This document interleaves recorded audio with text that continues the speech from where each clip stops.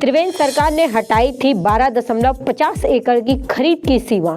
अब समीक्षा के बाद बदलेगा नियम। कांग्रेस ने किया सीएम धामी के रोजगार के दावे पर पलटवार, बोली सलाहकार दे रहे हैं गलत जानकारी। एनडी सरकार ने की थी शुरुआत, खंडूरी के समय हुई थी सख्ती, अब धामी सरकार बड़ी तैयारी में जुटी। मुख्यमंत्री पुष्कर सिंह धामी ने केदारनाथ में आई आपदा के लिए मुख्यमंत्री राहत कोष से 9 करोड़ 64 लाख रुपए की धनराशि दिए। उत्तराखंड के 4 गांवों को मिला सर्वश्रेष्ठ पर्यटन ग्राम पुरस्कार, सीएम धामी ने प्रदेशवासियों को दी बधाई। नमस्कार, आप देख रहे हैं उत्तराखंड टाइम में, आपके साथ सपना गंडियाल। नजर डालेंगे आज की मुख्य खबरों पर। त्रिवेंद्र सिंह रावत सरकार ने औद्योगिकरण को बढ़ावा देने के लिए 2017 में उत्तराखंड उत्तर प्रदेश जमींदारी विनाश और भूमि व्यवस्था अधिनियम व्यवस्था 1950 में बदलाव किया था। अब धामी सरकार इसकी समीक्षा करेगी। उन्होंने कहा है कि समीक्षा के बाद इस प्रावधान को हटाया जाएगा। त्रिवेंद्र सरकार ने 2017-18 में यह तर्क दिया था कि तराई क्षेत्र में औद्योगिक प्रतिष्ठान, पर्यटन गतिविधि, चिकित्सा तथा चिकित्सालय शिक्षा के विकास के लिए निर्धारित सीमा से अधिक भूमि की मांग की जा रही है। कई प्रस्ताव इसी कारण लंबित हैं। इसके लिए उत्तराखंड उत्तर प्रदेश जमींदार विनाश एवं भूमि व्यवस्था अधिनियम व्यवस्था 1950 में परिवर्तन किया गया, जिससे कृषि और औद्योगिकी की भूमि को उद्योग स्थापित करने के लिए खरीदा जा सकता है, जिसमें त्रिवेंद्र सरकार ने उद्योग के लिए पहाड़ी क्षेत्रों में भूमि के लिए 12.5 एकड़ की सीलिंग हटा दी गई थी। किसान अपनी भूमि का उपयोग उद्योग लगाने या पर्यटन से बिना राजस्व की अनुमति से कर सकता है।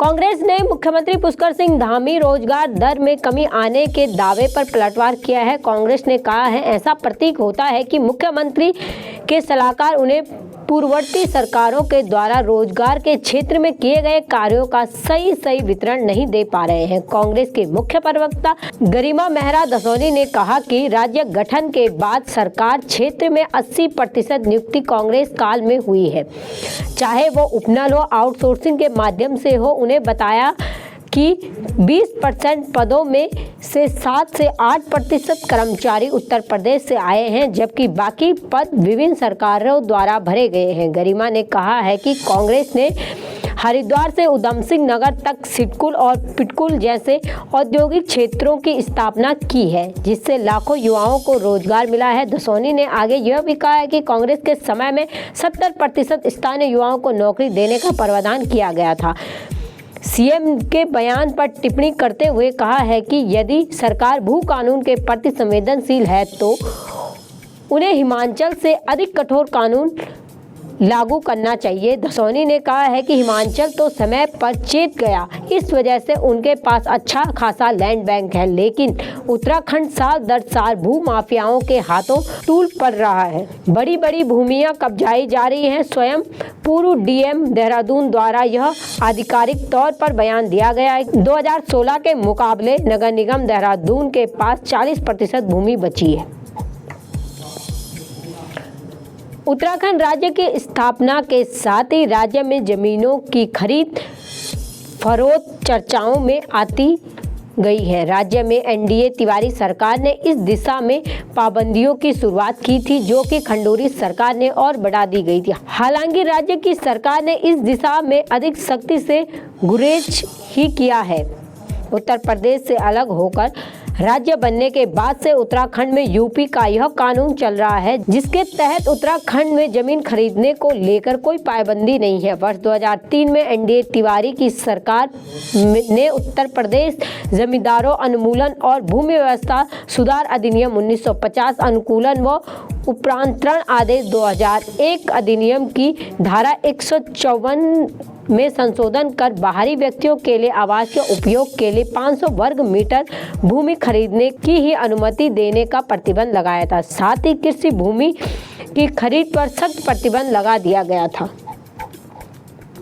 मुख्यमंत्री पुष्कर सिंह धामी ने मुख्यमंत्री राहत कोष के अंतर्गत केदारनाथ क्षेत्र में अतिवृष्टि से लिचोली से सोनप्रयाग तक पैदल और मोटर मार्ग क्षतिग्रस्त होने से विभिन्न प्रभावित व्यवसायियों की क्षतिपूर्ति के लिए 9 करोड़ 64 लाख रुपए की धनराशि से डीबीटी के माध्यम से प्रभावितों को हस्तांतरण किया है। आपको बता दें, मुख्यमंत्री ने पूर्व में मुख्यमंत्री राहत कोष से लिचोली से सोनप्रयाग तक अतिवृष्टि से प्रभावित की क्षतिपूर्ति के लिए जिला अधिकारी रुद्रप्रयाग से प्राप्त प्रस्ताव के अनुसार 9 करोड़ 8 लाख रुपए की धनराशि मुख्यमंत्री राहत कोष से स्वीकृत की थी।